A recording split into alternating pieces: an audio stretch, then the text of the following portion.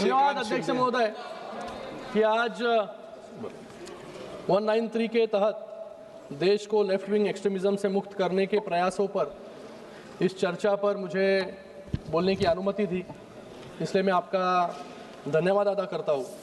मैं अपनी पार्टी शिवसेना और हमारे लीडर एकनाथ शिंदे जी की ओर से देश को नक्सल मुक्त बनाने के इस महायज्ञ में माननीय प्रधानमंत्री नरेंद्र मोदी जी और गृह मंत्री अमित शाह जी, भारत सरकार और हमारे सभी जवानों को यहाँ बहुत बहुत बधाई देता हूँ कि आज हमारी पैरामिलिट्री फोर्स हो, पुलिस फोर्सेस हो, सीआरपीएफ के जवान, महाराष्ट्र पुलिस या गढ़चिरौली के C60 कमांडोस, उन सभी को मैं नमन करता हूँ। और आज उन सभी सुरक्षा कर्मियों को भी अपनी गहरी श्रद्धांजलि अर्पित करता हूँ कि जिन्होंने गए कई दशकों तक वामपंथी उग्रवाद से लड़ाई की और उन्होंने सर्वोच्च बलिदान दिया। मैं देश के उन लाखों आदिवासी नागरिकों और विस्थापित परिवारों को नमन करता हूँ कि जिन्होंने माओवादी हिंसा, थोपे गए पिछड़ेपन और दशकों के खौफ का दर्द झेला है। मैं उन तमाम पीड़ितों को सलाम करता हूँ जिन्होंने नक्सलवाद के इस खूनी आतंकवाद में अपने पिता को गंवाया, अपनी माँ को गंवाया, अपनी बहन को, अपनी बेटियों को हमेशा के लिए खो दिया। आज इस चर्चा की शुरुआत हो रही है। माननीय गृह मंत्री जी ने 1 साल पहले सदन में कहा था कि 31 मार्च 2026 के पहले इस भारत से पूरे नक्सलवाद को खत्म करने का काम यहाँ पर करेंगे। और आज 31 मार्च के पहले एक दिन पहले यहाँ पर हम लोग इस सदन में चर्चा कर रहे हैं। मुझे लगता है एक डेडलाइन तय करके उसके पहले एक दिन पहले इस सदन में चर्चा करने के लिए भी हिम्मत लगती है। वो आज हिम्मत जो है गृह मंत्री अमित शाह जी ने यहाँ पर दिखाई है। आज 30 मार्च है।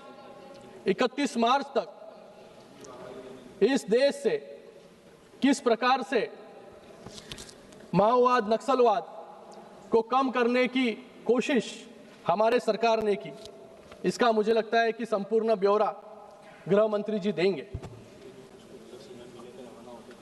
मैं आज यहाँ पर विपक्ष के उन आलोचकों को यहाँ पर कहना चाहूँगा कि आपके लिए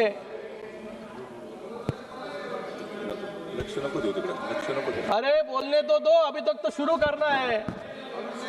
अभी शुरू किधर किया, अभी शुरू करना है। सुनिए जरा, धैर्य रखो। मुझे लगता है कि उनके लिए करारा जवाब है कि जो कहते थे नक्सलवाद को खत्म जो है नहीं किया जा सकता, ये इम्पॉसिबल टास्क है। रेड कॉरिडोर जो इनकी ही बदौलत इतने सालों तक पनपी, वो रेड कॉरिडोर समय सीमा के खत्म नहीं हो सकता। आज उन लोगों को हमारा जवाब है कि गृह मंत्री जी ने सिर्फ हवा में बात नहीं की, उन्होंने डेडलाइन तय की और आज पूरे विश्वास के साथ उस डेडलाइन से पहले इस देश को माओवाद से मुक्त करने के लिए प्रयास भी यहाँ पर किया। अगर 4-5 दशक पहले इन्होंने ये जिम्मेदारी अगर निभाई होती कि जो रेड कॉरिडोर जिसकी शुरुआत एक छोटे से गांव से हुई, 1967 में पश्चिम बंगाल के नक्सलबाड़ी एक छोटे से गांव का आंदोलन आने वाले 4 दशकों में एक छोटे से गांव से निकलकर 12 राज्यों तक पहुंचा और 200 डिस्ट्रिक्ट जो है इसके शिकार हुए। अगर टाइमली इंटरवेंशन होता तो वो नक्सलबाड़ी गांव में जो आंदोलन शुरू हुआ था वो वहां का वहां रुकाया जा सकता था, लेकिन पूरा रेड कॉरिडोर यहां पर बना। क्यों? क्यों ये रेड कॉरिडोर बना? क्योंकि सरकार के प्रति विश्वास की घोर कमी थी। कांग्रेस सरकार ने उस समय आदिवासियों के लिए, पिछड़ों के लिए जो सुविधा देनी चाहिए थी वहां पर वो सुविधा नहीं दी, कुछ नहीं किया, जिसमें हमारे गरीब किसान और आदिवासी पिछड़े भाइयों को हथियार उठाने पर मजबूर होना पड़ा। वो समय था जब आदिवासियों पर अत्याचार होता था, उन्हें नक्सलवाद की आंख में झोंका जाता था। लेकिन आज यह समय है कि एक आदिवासी महिला आज देश के सर्वोच्च संवैधानिक पद पर राष्ट्रपति के रूप में विराजमान है। ये फर्क उनके सरकार के कार्यकाल का और हमारी सरकार के कार्यकाल का है। हमने आदिवासियों, दुर्बलों को, पिछड़ों का फिर से विश्वास वापस जीता है। हमने उनके हाथों से बंदूकें छीनकर उन्हें सशक्त किया है। आपकी सरकार ने अपनी मजबूरियों के चलते इस देश को रेड कॉरिडोर दिया, लेकिन मोदी सरकार ने अपनी मजबूत इच्छा शक्ति से रेड कॉरिडोर को खत्म किया और देश को ग्रोथ कॉरिडोर देने का काम यहाँ पर किया। जिस ग्रोथ कॉरिडोर में इंडस्ट्रियल कॉरिडोर हो, फ्रेट कॉरिडोर हो, इकोनॉमिक कॉरिडोर हो, डिफेंस कॉरिडोर हो, आज नया रास्ता दिया है। अगर उस समय की सरकार ने टाइमली इंटरवेंशन किया होता तो ये बीमारी वही खत्म हो सकती थी, लेकिन ऐसा नहीं हुआ, क्योंकि आपकी सरकार मजबूत नहीं, मजबूर थी। और आपकी मजबूरी क्या थी? लेफ्टिस्ट आइडियोलॉजी वाले दलों के साथ आपकी कोलिशन गवर्नमेंट आपकी मजबूरी थी। नक्सलिज्म से लड़ने में पॉलिटिकल विल की कमी आपकी मजबूरी थी। पॉलिसी पैरालिसिस आपकी मजबूरी थी। इसलिए आप जो नक्सलवाद एक गांव से बढ़ा, वो 200 जिलों तक पहुंच गया, उसको रोकने में आपकी नाकामयाबी थी। आपकी कमजोर नियत के कारण 45 साल पहले उठा हुआ आंदोलन 12 राज्यों और 200 से अधिक जिलों तक फैल गया और देश में एक रेड कॉरिडोर बन गया। एक समय था जब नक्सलाइट्स गर्व से कहते थे कि हमारा राज्य पशुपति से तिरुपति तक था। अध्यक्ष महोदय, विपक्ष की इन कमजोरियों का फायदा सिर्फ देश के भीतर ही नहीं बल्कि हमारे पड़ोसी मुल्क पाकिस्तान ने भी उठाया। वेस्ट बंगाल के डीजीपी 2012 में उन्होंने जब नक्सल प्रभावित इलाकों के chief secretary, DGP, SP, CP इनसे बात की, तब उन्होंने उसमें खुलासा किया कि माओवादियों ने ओवरग्राउंड रेडिकल्स और बैन हो चुके आतंकी संगठन सिमी के स्लीपर सेल्स के जरिए पाकिस्तान की खुफिया एजेंसी आईएसआई के साथ एक डेडली अलायंस बना लिया था। अध्यक्ष महोदय, आईएसआई, सिमी और नक्सलवाद का ये नेक्सस हमारे देश में खुलेआम अपनी जड़ें जमा रहा था। देश के अंदर से देश को खोखला करने का काम यहाँ पर चल रहा था, विदेशी साजिश चल रही थी। लेकिन हमारे देश का दुर्भाग्य यह रहा कि कांग्रेस की सत्ता थी और उन्होंने देश की सुरक्षा के साथ समझौता करने का काम यहाँ पर किया। एक तरफ कश्मीर में ऐतिहासिक पाप इन्होंने किया, दूसरी तरफ नॉर्थ ईस्ट और पंजाब में उग्रवाद बढ़ रहा था और जंगल में नक्सलवाद बिना किसी खौफ के पनप रहा था। मुझे लगता है कि ये पूरे तरीके से हमारे देश के संप्रभुता पर हमला था। कांग्रेस के इस कमजोर इच्छा शक्ति के कारण हमारे निर्दोष नागरिक और पुलिस कर्मियों को अपनी जान गंवानी पड़ी। लेकिन मैं आज इस सदन में गर्व से कह सकता हूं कि पिछले 11 सालों में हमारी सरकार ने कांग्रेस के पैदा किए हर बीमारी का एक एक करके इलाज किया। जिस कांग्रेस ने 2014 तक देश की इकोनॉमी को फ्रेजाइल 5 में धकेल दिया था, आज हमने उसी भारत को दुनिया की फास्टेस्ट 5 इकोनॉमी बना दिया। जिस कांग्रेस ने कश्मीर को पूरी तरह भारत का हिस्सा नहीं बनने दिया, उसमें से अनुच्छेद 370 हटाकर उस दीवार को हमेशा के लिए गिरा देने का काम हमारी सरकार ने किया। जिस कश्मीर के लाल चौक पर कभी तिरंगा फहराने की आतंकियों ने चुनौती दी थी, आज उसी लाल चौक पर तिरंगे को पूरी शान के साथ फहराने का काम हमारी सरकार ने किया। जिस कांग्रेस ने सालों तक महिलाओं के अधिकारों का हनन किया, आज उनके लिए नारी शक्ति वंदन अधिनियम हम ले आए। ट्रिपल तलाक खत्म करने का काम भी हमारी सरकार ने किया। जिस कांग्रेस ने राम मंदिर के निर्माण का विरोध किया, हमने सारी अड़चनें खत्म कर कर वहां पर बड़ा राम मंदिर बनाने का काम भी हमारी सरकार ने यहां पर किया।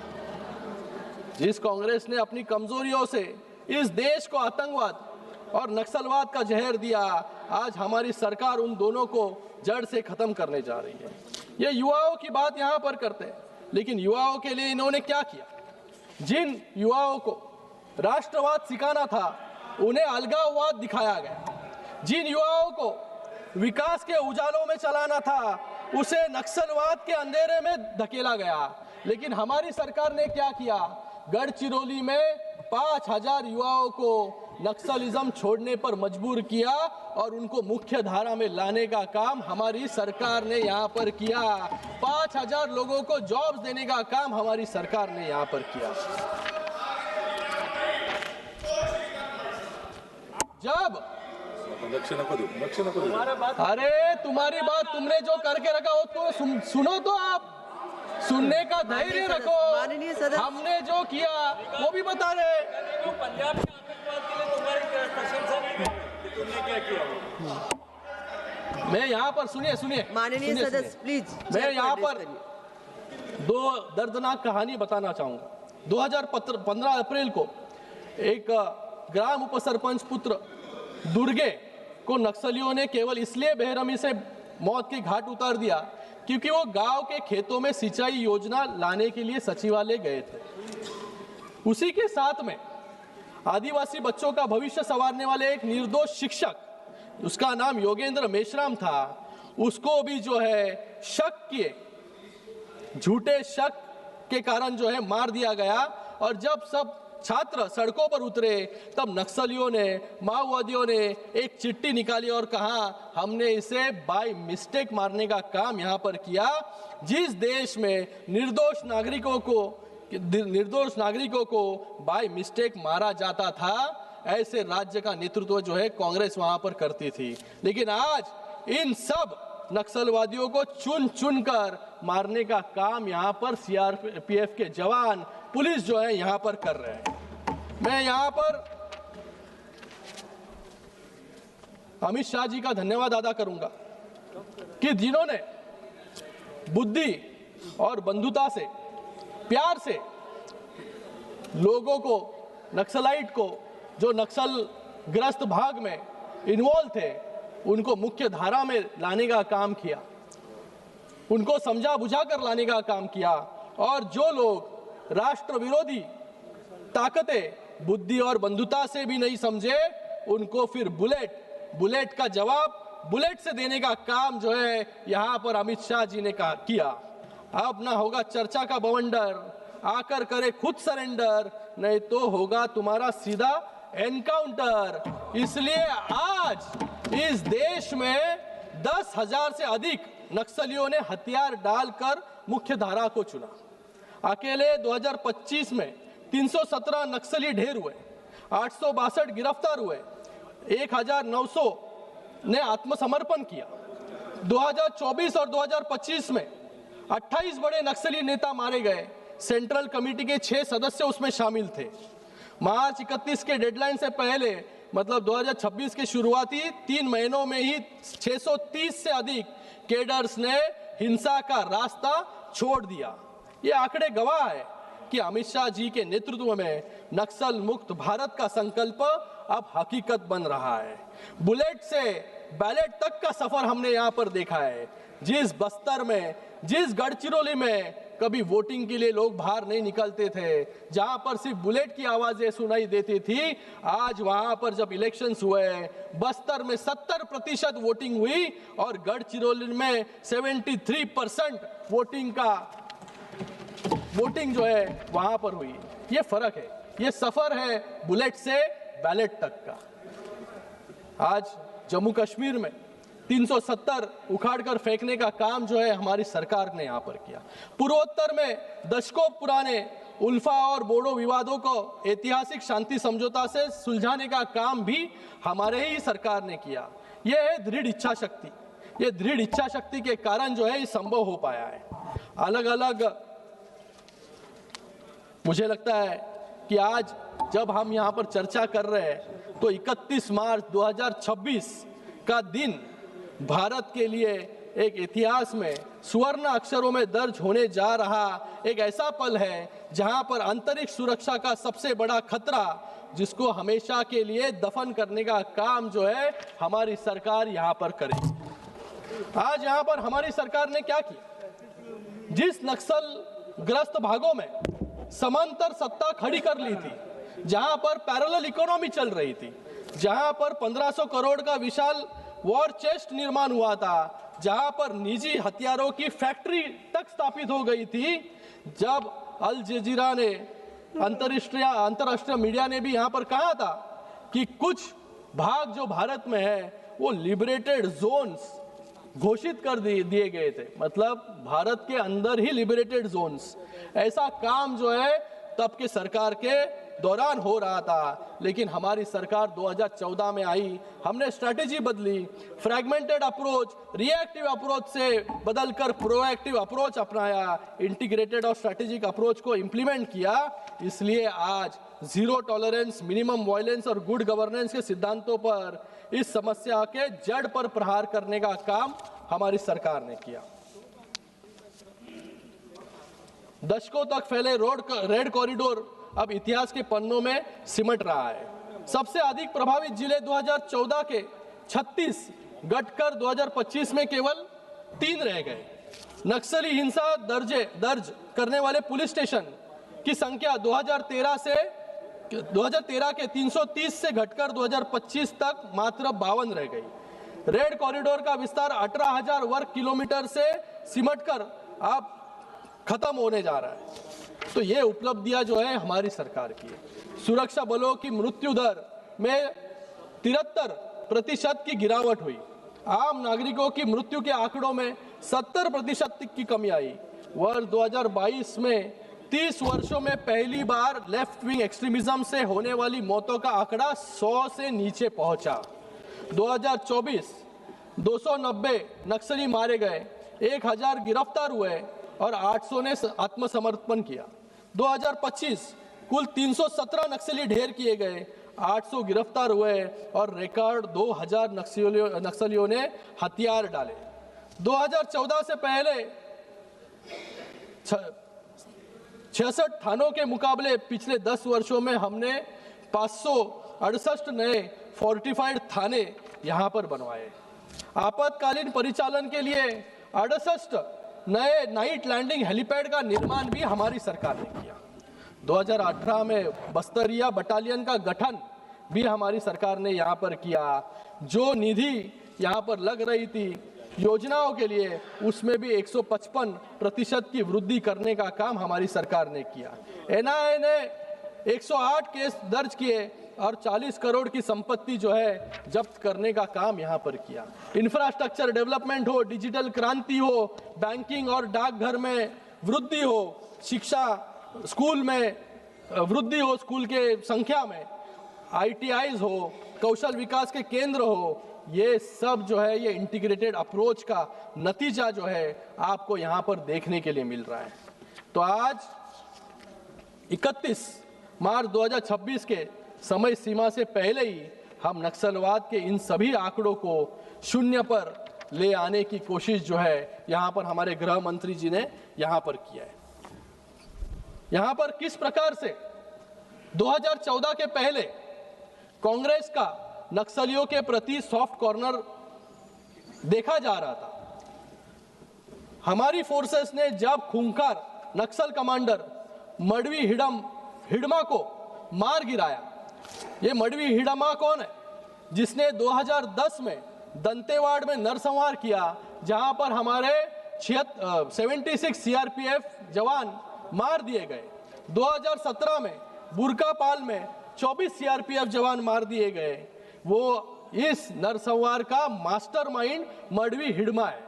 तो इसको जब हमारी सरकार ने मारा तभी इनके नेताओं ने क्या कहा?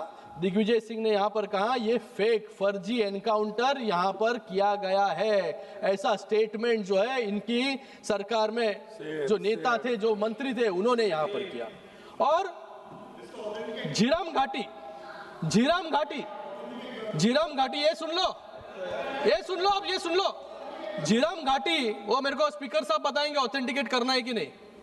झीरम घाटी आपके ही, सुन लो, कांग्रेस के लीडर को मारा झीरम घाटी में, तब भी इनका स्टेटमेंट यही है कि ये फर्जी एनकाउंटर था। मैं यहां पर कहना चाहूंगा कि इनके नेता नक्सल संगठनों को मुख्य धारा के राजनीतिक दलों जैसा दर्जा देने की शर्मनाक वकालत भी इनके ही लोग जो है यहां पर कर रहे थे। इनकी एनएसी खुलेआम वामपंथी और नक्सली सोच को पालने पोसने का काम यहां पर कर रही थी। तेलंगाना प्रदेश कांग्रेस कमेटी टीपीसीसी के अध्यक्ष बी महेश कुमार गौड़, नाम लेकर बोल रहा हूं यहां पर, हमारे बहादुर जवानों की इस शौर्यपूर्ण कार्रवाई को भी फर्जी एनकाउंटर, जैसे दिग्विजय सिंह ने कहा वैसे इन्होंने भी कहा। और इन्होंने आगे जाके क्या कहा, Maoist commander should be respected. मतलब जो लोगों ने असंख्य लोगों की जान ली, लाखों लोगों की जान ली, उनको ये कहते हैं कि Maoist commander should be respected. ये इनकी नीति रही हमेशा। इसलिए रेड कॉरिडोर जो है 12 राज्यों तक बढ़ा, 200 डिस्ट्रिक्ट तक बढ़ा। 2000 से लेकर अब तक नक्सली हमले में 12,000 बेगुनाह नागरिक और जवान मारे गए। सिर्फ कागज का कोई आंकड़ा नहीं है ये, वो कांग्रेस की इसी खूनी राजनीति और मौन सम्मति के माथे पर लगा ऐसा कलंक है जिसे कभी नहीं धो पाएंगे। इसके विपरीत हमारी सरकार ने क्या किया, हमारे प्रधानमंत्री जी ने क्या किया। जो प्रधानमंत्री जी संघ प्रचारक भी रहे, जो नॉर्थ ईस्ट में ज्यादा से ज्यादा समय उन्होंने व्यतीत किया, पूरे देश में मुख्यमंत्री प्रधानमंत्री होने के पहले वो घूमे, उनके अनुभव के कारण जो नॉर्थ ईस्ट में उग्रवाद इंसर्जेंसी थी वो 64% कम हुई। सुरक्षा बलों की शहादत में 85% और नागरिकों की मौत में 86% की गिरावट यहां पर हुई। हमने एएनवीसी, एनएससीएन, एनएलएफटी, बोडो, कार्बी, यूएलएफए और 2024 के त्रिपुरा समझौता जैसे ऐतिहासिक कदम हमारी सरकार ने उठाए, हमारे प्रधानमंत्री महोदय ने उठाया। आज त्रिपुरा और मेघालय से एएफएसपीए पूरी तरह हट चुका है। अध्यक्ष महोदय, उनके 10 सालों में 16,000 से ज्यादा हिंसक घटनाएं यहां पर हुई, लेकिन आज हमारे गृह मंत्री जी के विजन के कारण, जो विजन है माओवादी मुक्त भारत, उस दिशा में जो है हम पहल कर रहे हैं। आज अलग अलग भारत के कोनों कोनों से लाल आतंक को मुक्त करने का काम जो है हमारी सरकार यहां पर कर रही है। जो 200 डिस्ट्रिक्ट प्रभावित थे, आज सिर्फ माओवाद जो है 3 डिस्ट्रिक्ट पर आकर सिमट चुका है। आज यहां पर मैं महाराष्ट्र से आता हूं, महाराष्ट्र पे भी बात करूंगा कि महाराष्ट्र के गढ़चिरौली और नंदुरबार में किस प्रकार से माओवादी नक्सलवादियों का संगठन जो है काम कर रहा था, किस प्रकार से ये पूरा इलाका जो है पिछड़ा था। 2004 से 2019 के बीच महाराष्ट्र में 1500 नक्सली हमले हुए, जिनमें 536 लोगों की जान गई। 2009 के दौर में तो स्थिति इतनी भयावह थी कि एक ही साल में 154 घटनाओं में 53 लोग मारे गए इस गढ़चिरौली में। लेकिन आज परिस्थिति बदल गई है।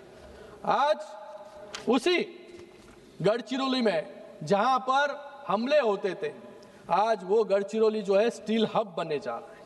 आज हमारी एनडीए सरकार ने नक्सलवाद को खत्म करने का काम वहां पर किया। कैडर में भारी गिरावट, 2014 में जहां महाराष्ट्र में 550 सशस्त्र कैडर थे, 2024 में घटकर केवल 56 रह गए। आज गढ़चिरौली और गोंदिया में केवल 24 सक्रिय नक्सली बचे हैं। मृत्यु दर में जो 93 से घटकर 3 पर आ गया है। ऐतिहासिक आत्मसमर्पण सीपीआई केंद्रीय समिति के सदस्य मलोजुला वेणुगोपाल राव भूपति, उसने भी आत्मसमर्पण, जिसके ऊपर 6 करोड़ का इनाम था, उसने भी आत्मसमर्पण यहां पर 2025 में किया। उत्तर गढ़चिरौली नक्सल मुक्त, मैं कहना चाहूंगा कि उत्तर गढ़चिरौली जो है आज पूरी तरीके से नक्सल मुक्त हो चुका है। आज हमारी सरकार जब जंगलों में छिपे नक्सलवाद को ढूंढ ढूंढ के मार रही है, वैसे अर्बन नक्सलियों के खिलाफ भी निर्णायक युद्ध लड़ रही है। एकनाथ शिंदे जी जब मुख्यमंत्री थे तब उन्होंने विशेष सार्वजनिक सुरक्षा MSPS विधेयक 2024 में लेकर आए। इस कानून के तहत देश विरोधी नैरेटिव चलाने वाले और युवाओं को बरगलाने वाले संस्थाओं को अवैध घोषित कर 7 साल की जेल और 5 लाख के जुर्माने का प्रावधान भी हमारी सरकार ने यहाँ पर किया। जो गढ़चिरौली कभी हिंसा के लिए जाना जाता था, आज वह देश का नया औद्योगिक केंद्र बन रहा है। भारी निवेश यहाँ पर आ रहा है। कोनसरी में लॉयड मेटल्स का 20,000 करोड़ का प्रोजेक्ट यहाँ पर आया है। एहरी में सुरजागढ़ इस्पात का 10,000 करोड़ का स्टील प्लांट यहाँ पर लग रहा है, जिससे 17,000 युवाओं को रोजगार यहाँ पर मिलेगा। JSW जैसा बड़ा प्रोजेक्ट यहाँ पर आ रहा है। 1 लाख करोड़ का विशाल स्टील प्लांट प्रस्तावित है, जिससे 2030 तक गढ़चिरौली भारत का सबसे बड़ा स्टील हब बन जाएगा। गढ़चिरौली में अब जहां पर सिर्फ नक्सलवाद की बातें हम सुनते थे, वहां पर आज ग्रीनफील्ड एयरपोर्ट, रेलवे प्रोजेक्ट, 77 वर्षों में पहली बार भामरागढ़ जैसे क्षेत्रों में बस सेवा शुरू करने का काम भी हमारी सरकार ने किया। जहां पर कभी लोग वोट के लिए बाहर नहीं निकलते थे, वहां पर 72% वोटिंग जो है आज उसी भामरागढ़, उसी गढ़चिरौली में वहां पर हो रहा है। आज टाटा टेक्नोलॉजी के सहयोग से गढ़चिरौली में एक अत्याधुनिक प्रशिक्षण केंद्र IIIT शुरू किया गया है। 4,800 छात्र को यहां से स्किल ट्रेनिंग दी जाएगी। लाड़की बहन योजना जो हमारी सरकार ने महाराष्ट्र में शुरू की, उसका भी फायदा इस क्षेत्र में हुआ। जल जीवन मिशन के तहत 91% 91% घरों तक नल कलेक्शन यहाँ पर पहुंचा।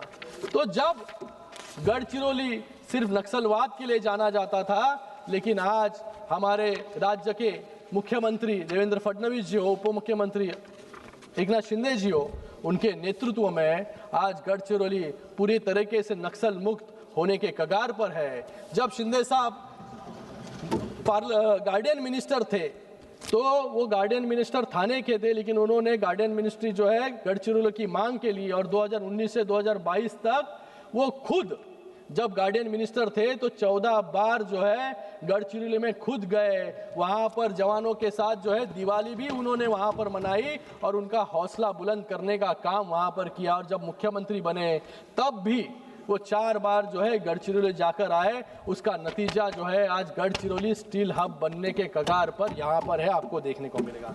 अंत में मैं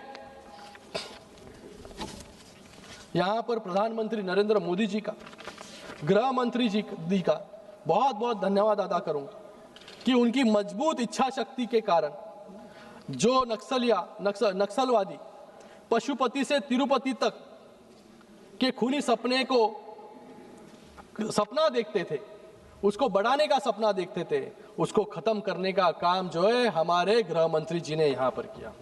हमारी सरकार ने यह अटल संकल्प किया है कि 31 मार्च 2026 तक इस देश के चप्पे चप्पे से नक्सलवाद को कंप्लीटली एलिमिनेट करने का काम जो है यहाँ पर करेंगे।